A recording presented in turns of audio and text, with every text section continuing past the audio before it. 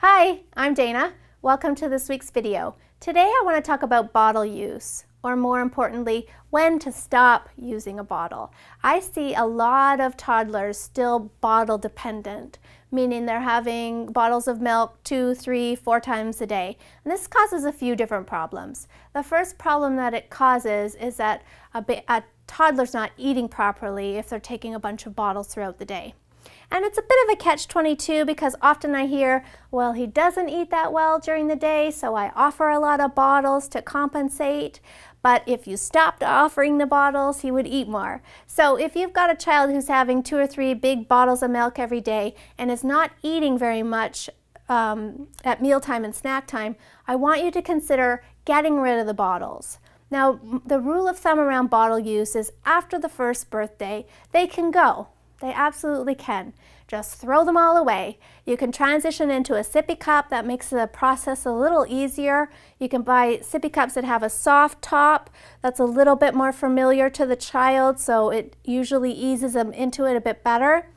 And you might find that your child goes on a little bit of a milk strike when you transition from the bottle to the sippy or to the regular cup. And don't panic if this happens. That's another really common thing that I hear parents say is, well, I tried to stop giving her milk in a bottle and she won't take milk.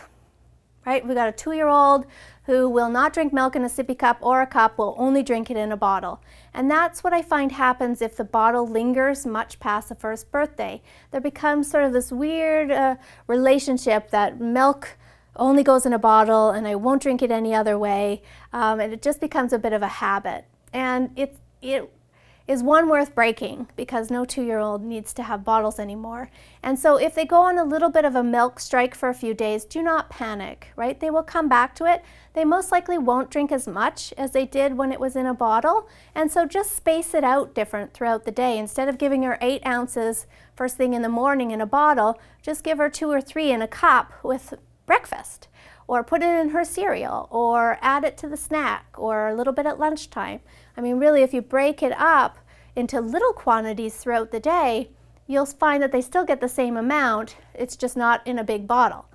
And what really needs to change is that food becomes the main calorie source around the first birthday, and milk becomes a beverage. And that's a hard mind shift because for so long, you know, milk was the food source, the primary food source, or formula, or breastfeeding.